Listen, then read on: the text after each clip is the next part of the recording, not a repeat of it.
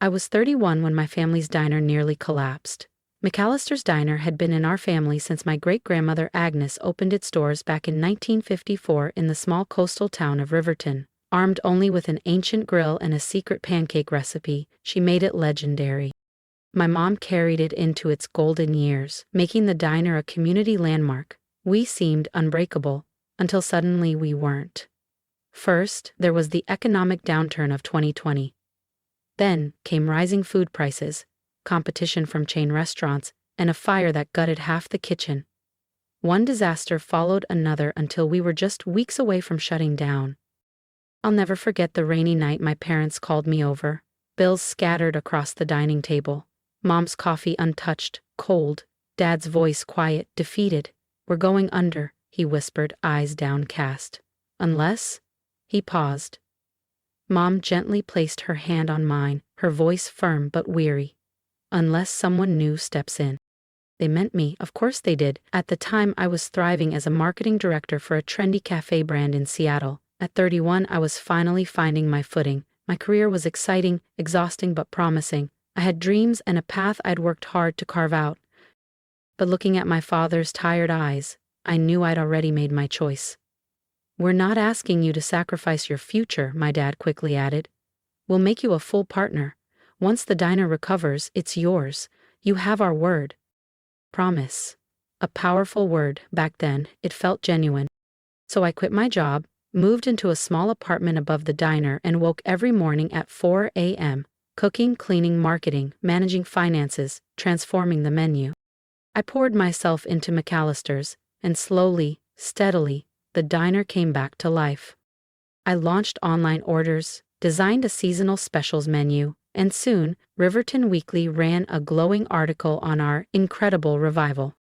Locals filled McAllister's again. People thanked me warmly, genuinely grateful. But I never needed praise. I believed in the promise. "You brought us back," Dad said softly one night after closing, locking the diner's doors behind him. "You truly did, Rachel." Mom hugged me tightly. "We'll never forget what you did for us."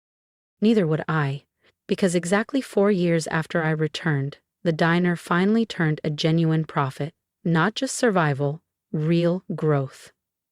That morning my hands shook as I double-checked the balance sheet, printed carefully like a treasured keepsake. "We did it," I whispered, the words barely audible through my excitement. Dad's smile flickered briefly, strangely hollow. "Yeah, we did." I wish I'd paid more attention to his hesitation. 1 week later we hosted a small gathering at McAllister's to celebrate. Loyal customers stopped by, and the staff raised glasses of sparkling juice in toast. Even my younger brother Ben appeared, fresh from his year-long soul-searching tour that included 3 carefree months in Bali and 1 questionable tattoo. Ben had never woken at dawn for the diner, never scrubbed a greasy grill, argued with stubborn suppliers, or felt tears freezing on his cheeks while desperately searching for ingredients during a snowstorm. He was just Ben, easygoing, carefree, and universally adored.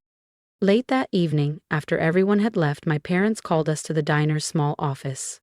"We wanted you both here for this," Mom announced cheerfully. My pulse quickened. This was finally it. My moment. Recognition for years of sacrifice.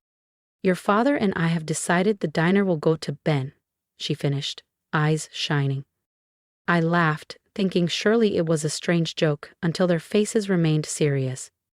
"What?" My father spoke softly. "Rachel, you've done so much, but Ben's the son. It's tradition. The diner always passes from father to son." The ground beneath me vanished. If you've ever sacrificed everything for a promise that wasn't kept, make sure to subscribe, because what Rachel did next changed everything. "I gave you 4 years," I said, my voice barely audible. "I sacrificed my career, you promised." "Don't make this emotional, Rachel," Mom interjected. "You'll always have a place here." A place like I was just another employee. They handed it all to Ben, effortlessly. At first I said nothing, but a week later I quietly picked up the phone and dialed a lawyer. Her name was Miss Carter, recommended by a friend who'd experienced something similar with her family's vineyard. For the first time in years, I didn't step foot in McAllister's at dawn. No scent of fresh coffee, no sound of bacon sizzling. Instead, I lay awake, numb, staring at the ceiling. How do you move forward when those you trusted most betray you? There was no confusion, only brutal, undeniable clarity. The promise hadn't. Maybe it was a rushed decision, made in excitement. Maybe they'd realized the cruelty of giving my hard-earned success. Excited for the next chapter at McAllister's, Ben's first day as official manager. Attached was a photo, Ben grinning behind my counter, wearing my apron like he'd earned it. Something inside me snapped. I pulled out my laptop and opened a folder labeled Recovery Plan. Inside were spreadsheets, detailed marketing strategies, all mine, yet handed casually to Ben, as though it was an inheritance he'd earned. That's when I called Miss Carter again. After patiently listening, she asked one crucial question. Did your parents ever put their promise in writing? I paused, heart pounding. Not officially, but yes. I have emails, texts. My dad even messaged me last year. This diner will be yours soon. Perfect, Miss Carter said. We have something solid here. Hope flickered inside me, followed swiftly by anxiety. Could I really go through with this? Sue my own parents? Carter paused, as if sensing my hesitation. Rachel, family is built on loyalty, not just blood. If they deliberately misled you to exploit your labor, it's not just unethical, it's potentially illegal. Illegal. The word reverberated in my mind. I wasn't overreacting.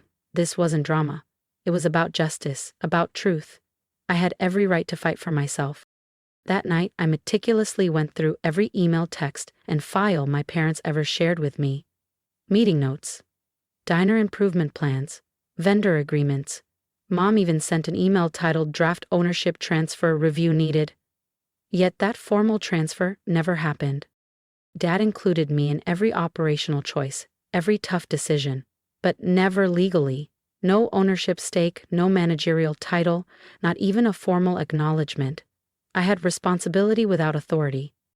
Miss Carter carefully reviewed every piece of evidence and confirmed we had grounds for a strong case: equitable ownership, fraud, promissory estoppel, legal terms that quickly became my shield. Yet still I paused. They were my family after all. But any remaining doubt disappeared when I returned to McAllister's to collect my personal items that weekend. Ben barely glanced up from his phone. Hey Rach, all good? Just grabbing my things, I replied stiffly. He leaned comfortably in my old chair. Wild how things turned out, huh? Mom and Dad were just waiting for the right time, I guess. I stared at him. You actually believe you earned this? He smirked casually. You did plenty, sure, but come on. You just kept it alive. I'll take it to the next level. And right then, my decision was made. By the following Monday, Miss Carter filed the lawsuit. The next time my phone buzzed, it wasn't a cheerful group text from Mom. It was a notification. They weren't sending messages anymore, they were sending attorneys. But I wasn't afraid, because this time I had more than memories and promises. I had proof. The lawsuit didn't just rattle the diner's foundation, it tore apart the last illusion that we were still a family. By Friday, a letter arrived from my parents' legal team, neatly worded, cold as steel. It denied any promise of ownership, framed my contributions as familial support, and claimed I'd been compensated by living rent-free above the diner. I read it 3 times. Rent-free? I'd paid for groceries, covered utilities, even bought a new espresso machine with my own savings when the old one sputtered out midwinter. I never clocked out. Weekends, holidays, my own birthday. I worked through it all. Now they were erasing that? And Ben? Nothing. No call, no text, not even a half-hearted thumbs-up emoji. Miss Carter warned me, this kind of betrayal doesn't happen overnight. It's slow, quiet, usually built on years of assumptions. She was right. The signs had always been there. I just didn't want to believe them. We moved ahead, filed claims for breach of promise, fraudulent inducement, and unjust enrichment. Translation? They used me, promised me the business, then handed it to someone else. My parents hired a top-tier downtown firm, the kind known for scare tactics and shiny letterheads. But I had something better than their intimidation: truth and a digital paper trail. Emails, shared Google Docs. A voice message from Dad: "Once we're back on our feet, Rachel takes over officially." We submitted everything. The court scheduled a hearing. When I walked in, wearing that too serious navy blazer, my heart thundered. But I stood tall. Across the courtroom, my parents looked away.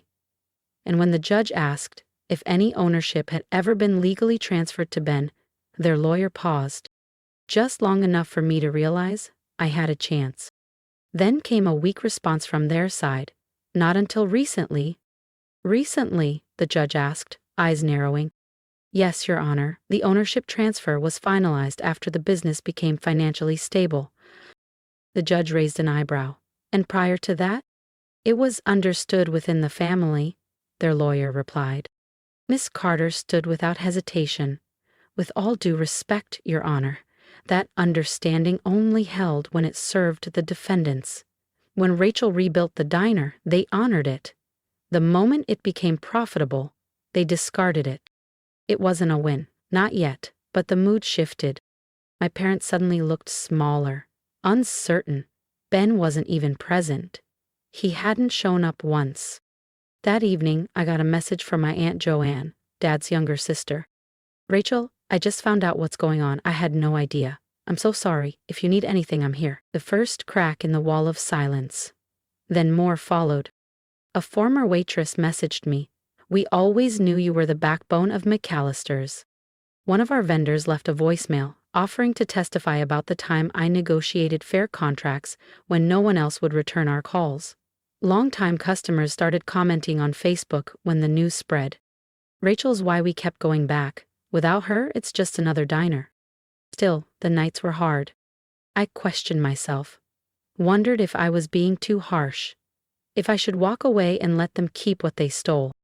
But I'd remember Ben's smug grin when I asked if he thought he'd deserve it, and how quickly my parents erased me from a story I helped write. This wasn't about revenge, it was about respect. I wasn't asking for more than I earned, I was asking for what I was promised. And for the first time, I wasn't asking gently. A year ago, I'd have laughed at the thought of facing my own family in court over a diner. Now, all I could do was breathe. No theatrics, no shouting, just cold lights. Quiet tension. And for once, I wasn't on the defensive. Miss Carter had built a solid case, not just on broken promises, but on everything I had done. "Your Honor," she began, flipping open a thick binder filled with color-coded tabs and my documentation. My client was not a passive presence in this business. She wasn't a casual assistant or a weekend volunteer. She was the operational lead, the branding architect, the crisis manager, the one who, by her parents' own words, saved McAllister's diner. She tapped the binder lightly for emphasis. And she was promised ownership in exchange for her labor. That promise informed every decision she made for 4 years. The judge nodded slowly, flipping through a stack of emails Miss Carter had submitted. Then she paused at one. A message from my father, dated just 11 months before everything collapsed. "Rachel, we're so close. I can't wait to put your name on the papers and finally make it official. You've earned this." It wasn't just an email, it was a flame, burning through every denial their lawyer offered. They argued it wasn't legally binding, that family understandings didn't equal contracts, that I stayed because I cared, not because I was obligated. But the judge wasn't buying it. "If this was all voluntary," she asked, "why did you repeatedly tell her ownership was coming?" My mother shifted in her seat, eyes darting. My father stared at the floor. Then he muttered, "We didn't think she'd take it this far." Not, "We didn't promise her." Not, "She misunderstood." Just, "We didn't think she'd fight back." There it was, the truth. They thought I'd stay quiet, keep showing up, be the good daughter who never asked for too much. But they had underestimated me, forgotten who I truly was. Outside the courthouse, the story started spreading. The Riverton Gazette ran a quiet piece. "Family Diner Lawsuit Highlights Gender Bias in Small Business Ownership." I didn't speak to reporters. I didn't need to. The headline said it all. This was never about ability. It was about being born in the wrong body for the role they'd already decided belonged to a son. One afternoon, stepping down the courthouse steps, I saw Ben, standing alone. He looked pale. Ben looked nervous. The usual smugness was gone. In its place was something like guilt, like someone who realized too late the ladder he'd climbed was built on someone else's back. "Rachel," he said quietly, "can we talk?" I kept walking. "Please," Ben called after me. "I didn't ask them to give it to me. I thought you knew that." I turned, calm, steady. "Did you ever tell them not to?" He paused. "Did you ever speak up when they erased me from everything I built?" Silence. That's what I thought. I walked away without another word. That night, Miss Carter called. The judge scheduled a mediation hearing Thursday, a final attempt before trial. "Are they nervous?" "They underestimated your documentation, and the press attention isn't helping them." I didn't smile. This wasn't revenge, it was truth. They had tried to write me out of the story I helped build, but the truth was louder now. This wasn't about who was more likable, it was about who showed up, who saved the business, who was promised the future. That Thursday I arrived early, neutral ground they called it, as if anything about this had been neutral. I wore my navy blazer, no makeup, just focus. My parents walked in late, my father gave a short nod. My mother avoided eye contact. Ben didn't come. The mediator, a silver-haired woman with a steady voice, opened calmly. "We're here to find a fair..." Miss Carter presented our case, clear and factual. She submitted emails, voice recordings, marketing plans, financial comparisons, proof. Their lawyer called my role family help. Then the mediator turned to my father. "Mr. McAllister, what was your understanding when Rachel came back?" He hesitated. I leaned in. "Tell the truth, Dad." Finally he said it. "We promised her the business. We just didn't think she'd hold us to it." Silence. And then I spoke. "I didn't come back for money. I came back because I believed in our family. And you used that." My mother whispered, "It was tradition. We didn't mean to hurt you."